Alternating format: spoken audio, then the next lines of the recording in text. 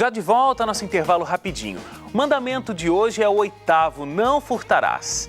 E aí, olha só, estou recebendo aqui hoje 2 convidados.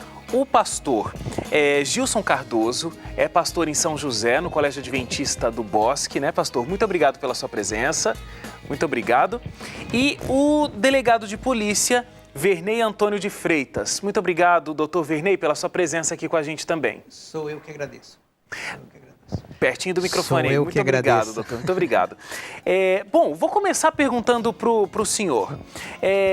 O mandamento que a gente vai estudar hoje aqui no programa, o assunto que a gente vai se debruçar sobre é não furtarás. É assim que a gente lê na Bíblia, não furtarás. Tecnicamente, o que é um furto? Um furto é toda subtração que não existe violência à pessoa.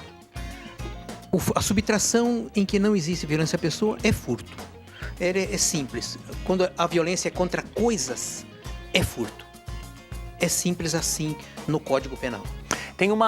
Tem aquela coisa assim, de que quando a vítima ela entra em contato com o ladrão, é roubo. Quando não entra em contato, é furto. Isso está certo ou está errado? Sim. Também pode ser... Claro, tá certo, porque o contato gera violência de qualquer maneira. Um encontrão, aquele encontrão da rua, é um roubo. Porque a pessoa... Há uma violência de encontro e subtração. O furto tem que ser destituído de violência à pessoa. Ele é feito, aquele furto... Sem a presença de ninguém, ou então quando se arromba uma residência em que não existe ninguém dentro dela. Aí é um furto. É o furto, exatamente. Agora, pastor, a Bíblia diz não furtarás, mas a gente não pode roubar também, né? Com certeza, o princípio é o mesmo, né? Quando a gente vai diretamente na Bíblia, a gente tem que ver qual é o princípio. E o princípio é não causar mal ao semelhante.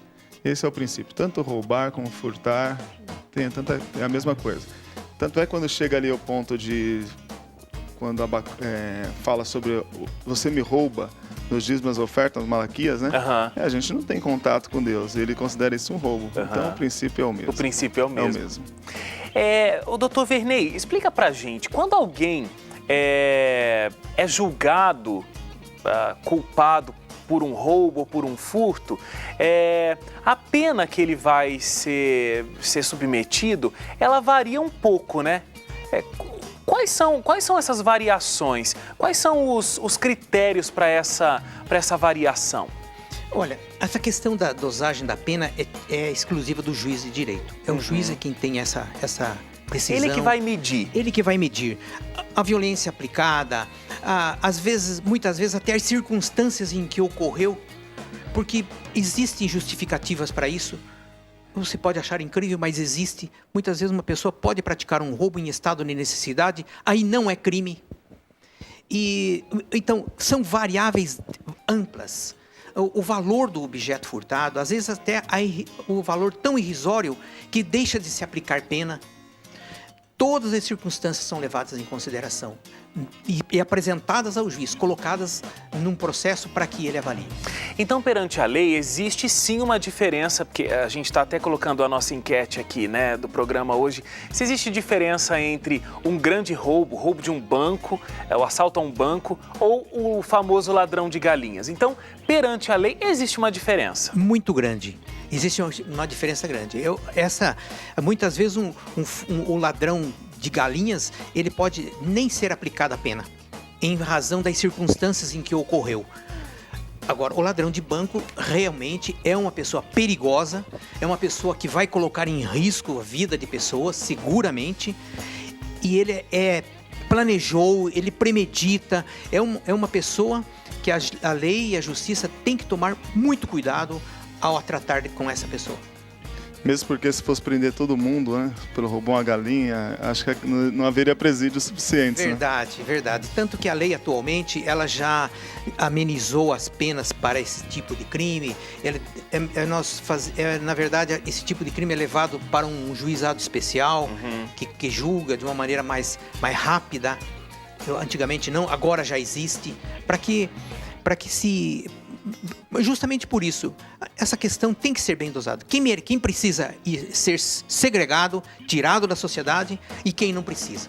É porque vez ou outra, agora já tem um tempo realmente, acho que deve ter sido por conta dessa mudança, mas vez ou outra a gente via uma notícia na mídia de alguém que estava passando necessidade, roubava uma loja de supermercado, coisa do tipo, e aí a sociedade até se revoltava por conta da prisão, né? E as comparações, grandes ladrões aí, traficantes, soltos, a polícia não se preocupa, e o pobrezinho roubando ali e tal para dar de comer para a família.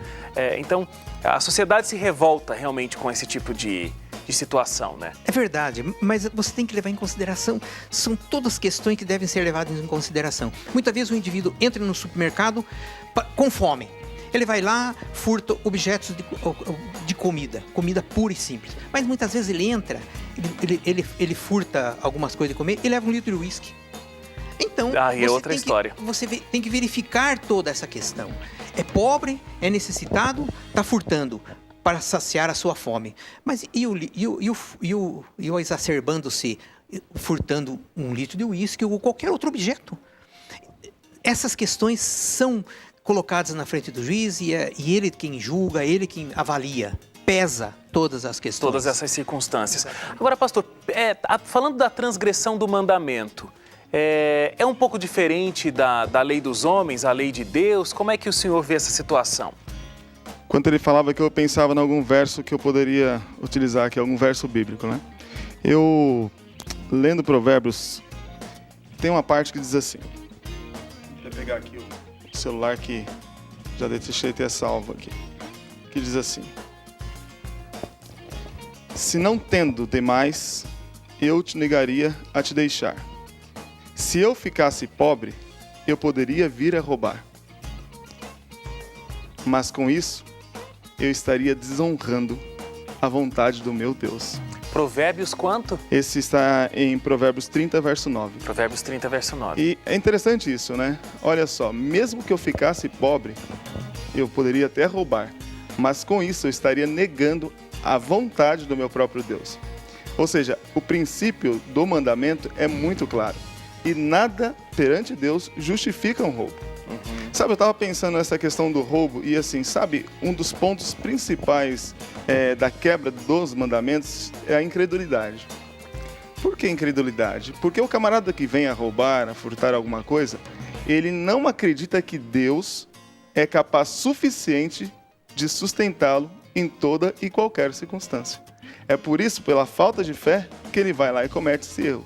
Então Deus não vai justificar, simplesmente, olha, tadinho, ele não tinha condição, então ele foi roubar. Porque o nosso Deus, ele nos garantiu em sustentar em toda e qualquer situação. Então esse é o ponto interessante. Esse provérbio eu acho que chama muita atenção. É verdade, eu gostei dessa colocação e vejo com isso a amplitude da parte espiritual e que esse não furtarás. Porque o não furtarás nas escrituras, ele aparece, o mesmo verbo do não furtarás do mandamento, ele aparece 60 vezes nas escrituras. E para cada situação, ele não é só subtração, ele tem a amplitude que o pastor falou, de você enganar, de você levar alguma pessoa em prejuízo, material ou físico ou espiritual. A subtração espiritual é terrível. A espirituação espiritual, eu creio, seja maior do que todas as subtrações. Com certeza. E esse verbo usado, ele é usado em outras situações, denotando situações diferentes e abrangentes. Eu acho maravilhoso.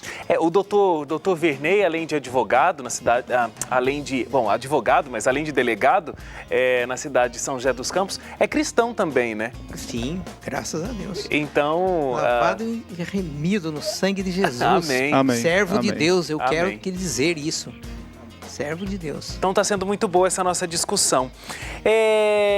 Bom... A gente vai fazer uma paradinha rápida para o intervalo, a gente volta daqui a pouquinho. A Leilane também, como em todas essas séries, foi até as ruas, hoje não foi diferente. Ela foi descobrir a relação que as pessoas conseguem entender de roubar, furtar e como isso está lá no mandamento, como isso está na Bíblia.